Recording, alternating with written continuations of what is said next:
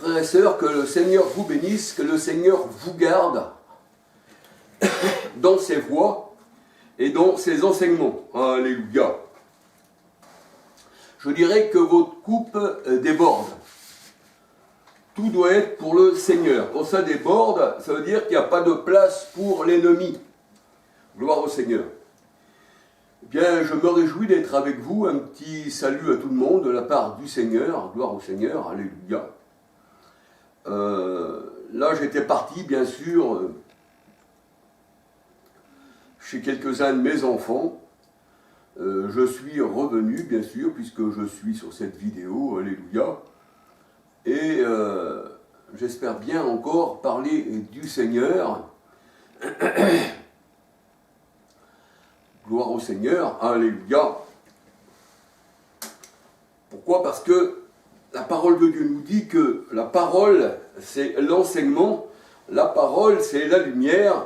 Proverbe 6, 23. Et Jésus, il est la véritable lumière venant dans le monde et éclairant, eh bien, les hommes.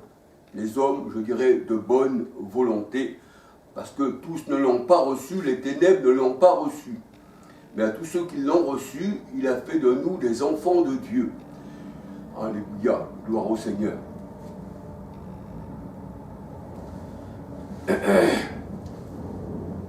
Un petit bonjour aussi aux gitans que j'ai rencontrés à Collioure, au Daniel père, au Daniel fils, à Miguel encore, son autre fils le plus jeune, et son épouse et leur fille. Alléluia. Des gens formidables, des gens serviables. Alléluia. Gloire au Seigneur, que le Seigneur les bénisse abondamment. Parce que dans notre vie, on a besoin du Seigneur. C'est la vitalité, ça dépend de notre vie éternelle. Alléluia. Parole de Dieu nous dit dans 1 Corinthiens 6, 13 à 19, « Or le corps, notre corps qui est le temple de Dieu, est pour le Seigneur. Et celui qui s'attache au Seigneur est avec lui un seul esprit. Or le Seigneur, c'est l'esprit. » 2 Corinthiens 3, 17. Alléluia. Un petit bonjour aussi à la personne que j'ai rencontrée l'autre jour en allant chercher un véhicule pour, eh bien, mon gendre et qui était, eh bien,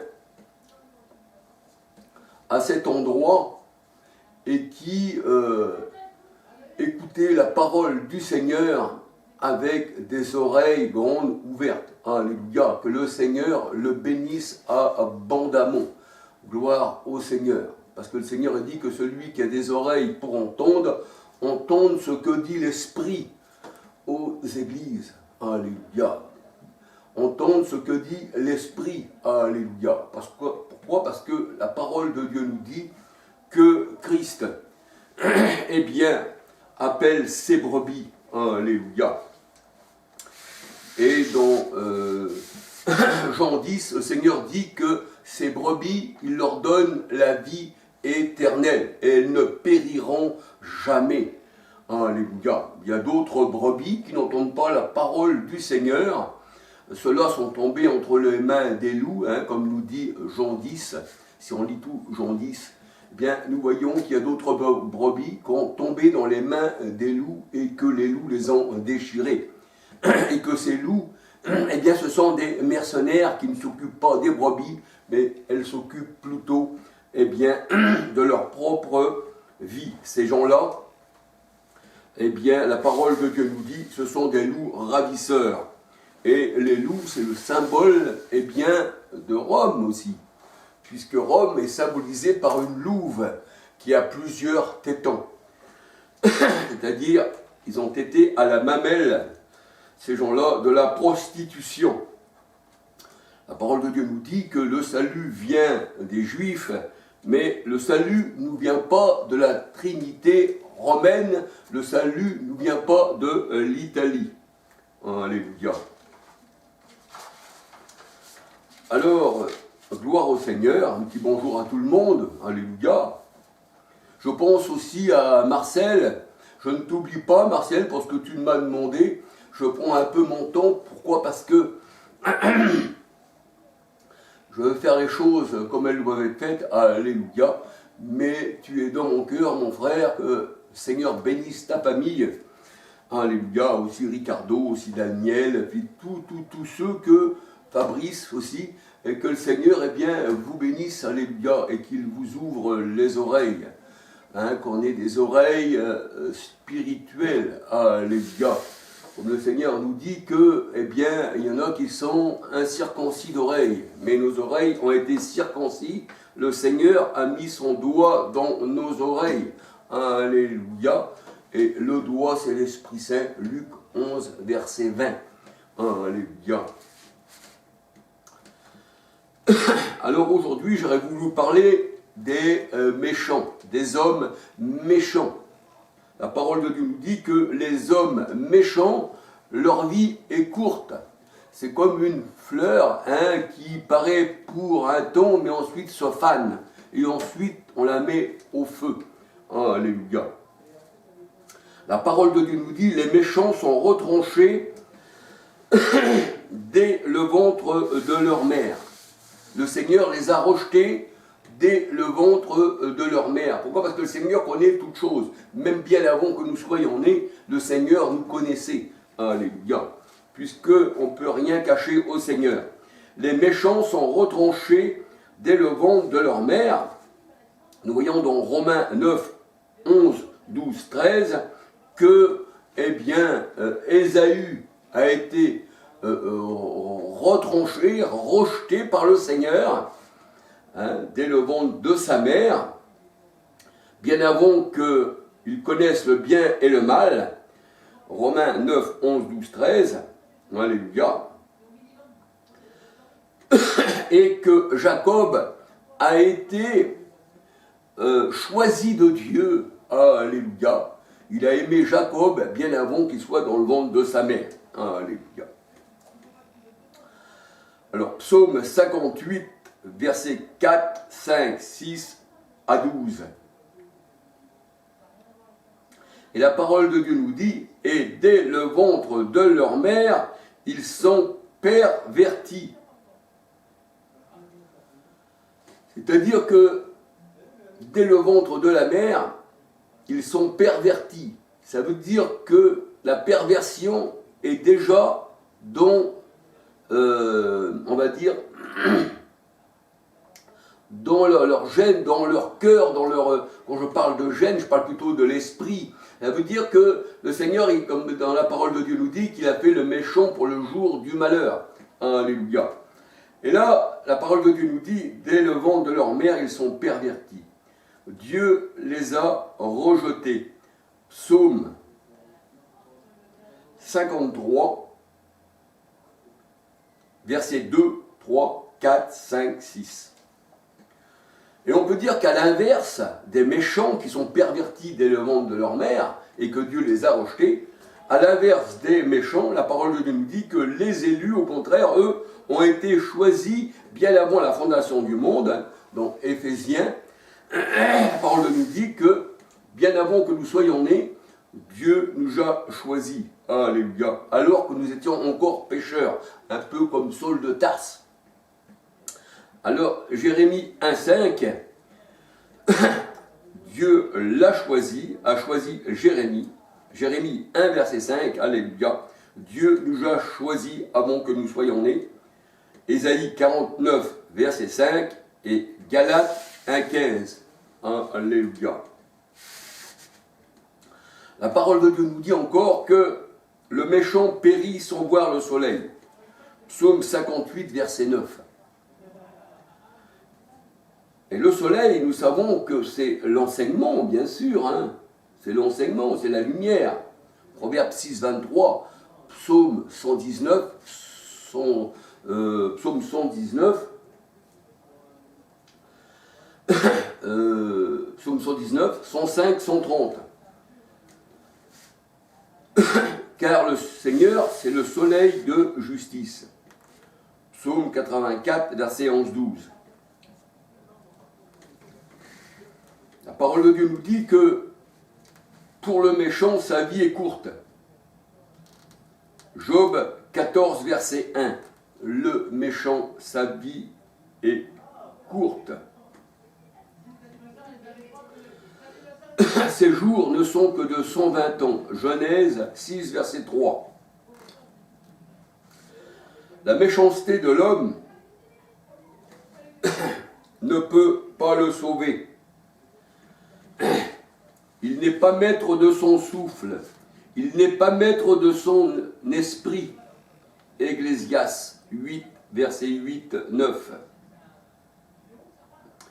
Et la parole de Dieu nous dit que les méchants ne peuvent pas hériter du royaume des cieux et ne peuvent pas aller où Christ a été. Alléluia. Jean 8, versets 21, 22, 23. Pourquoi? Parce que Christ, il est d'en haut. Christ est d'en haut. Alléluia. Et il disait aux pharisiens, vous êtes d'en bas. Et Christ, il est d'en haut, dans les lieux célestes, le ciel est son trône. Ésaïe 66, verset 1. Et le ciel, et bien sûr, c'est Jérusalem, l'épouse du Christ. Jérémie 3, verset 17 et Apocalypse 21, verset 1, 2, 9, 10.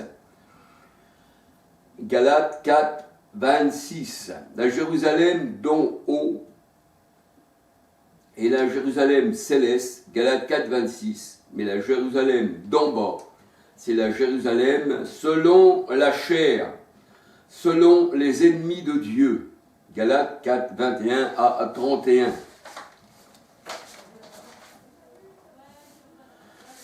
À la mort du méchant, son espoir périt. Son espoir, c'est quoi son espoir au juste? À la mort du méchant, son espoir périt. Proverbe 11, versets 7, 8, 9.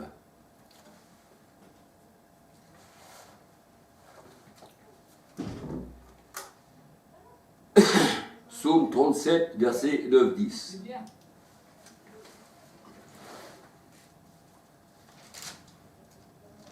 Alors Luc 12,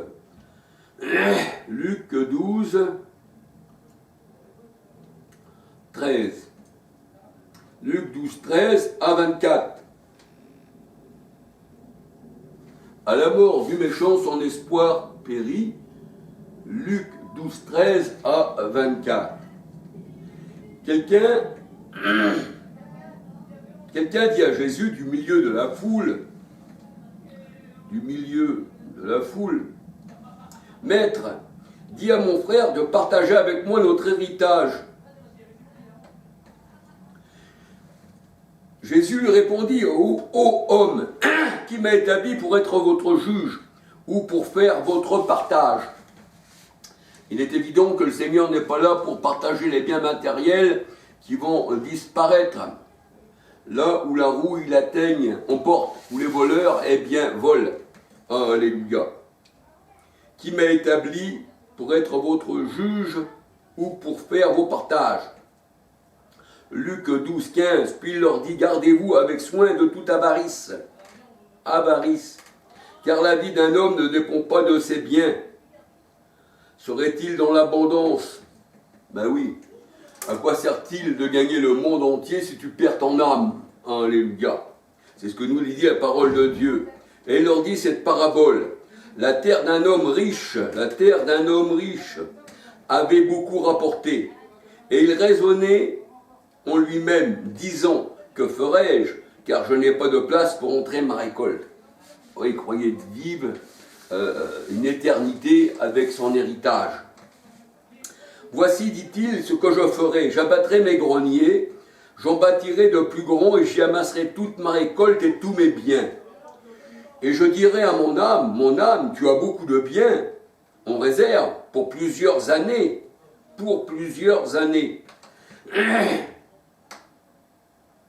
Repose-toi, bois, mange et réjouis-toi.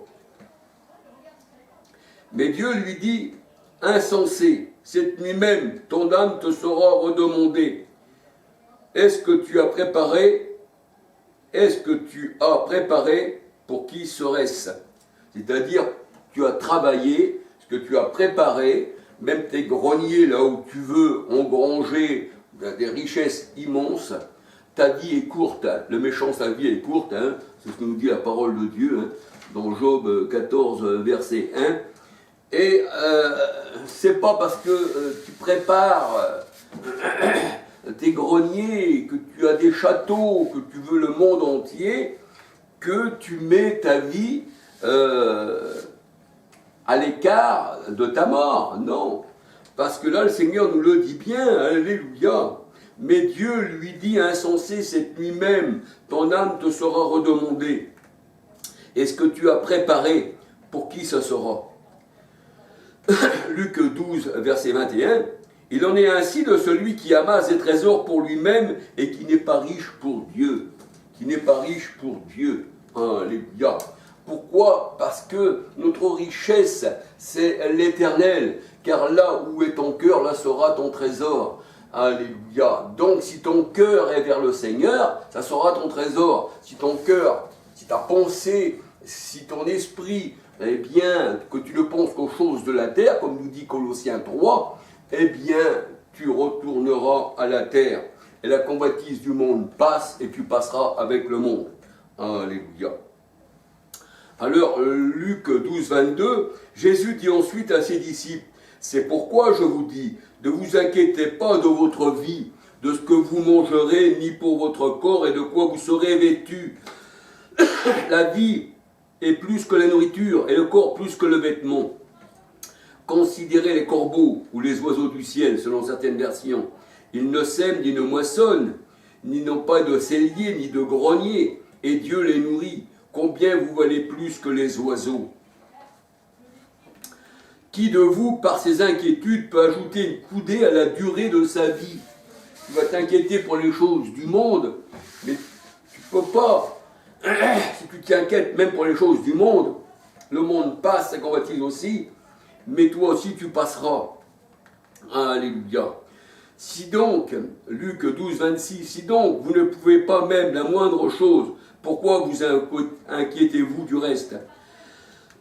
Considérez comme on croisse les lys, il ne travaille ni ne file. Cependant, je vous dis que Salomon, même dans toute sa gloire, n'a pas été vêtu comme l'un d'eux.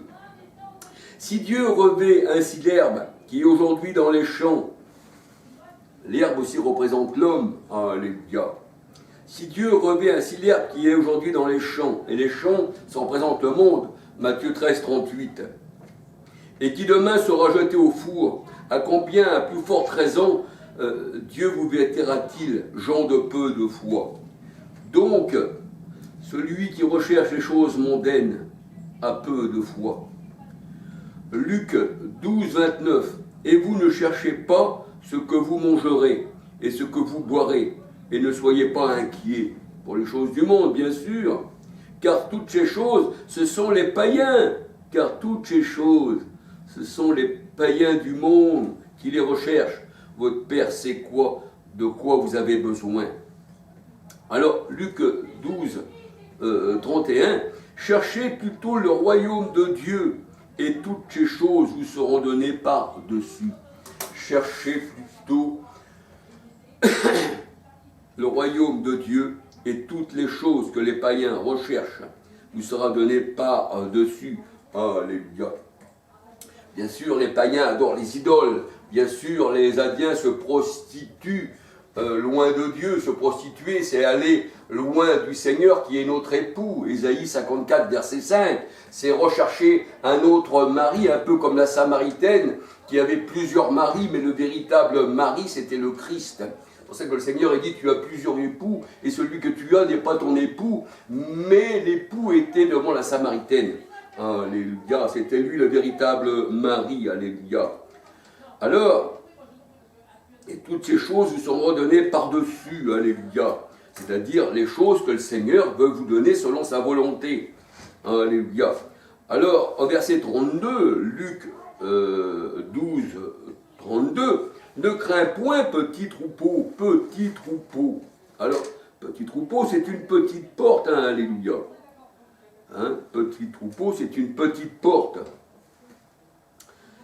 Hein, c'est la porte, la petite porte, c'est Christ, hein, dans Jean 10. Je suis la porte des brebis, alléluia.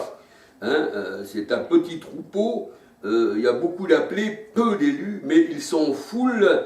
Jérémie 5, 7, dans la maison de la grande prostituée. Et là, Luc 12, 32, ne crains point petit troupeau, car votre Père a trouvé bon de vous donner le royaume. Alléluia. Vendez ce que vous possédez et donnez-le en aumône. Faites-vous des bourses qui ne s'usent point, un trésor inépuisable dans les cieux. Et le trésor inépuisable dans les cieux, c'est le Christ, où le voleur n'approche point, où la teigne ne détruit point. Car là où est votre trésor, là aussi sera votre cœur. Alléluia. Là aussi sera votre cœur.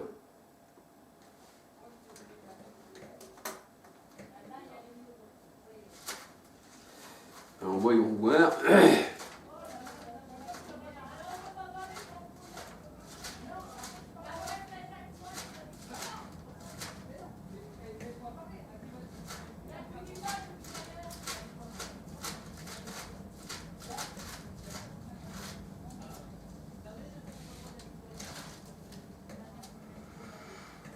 Colossiens 3, 1.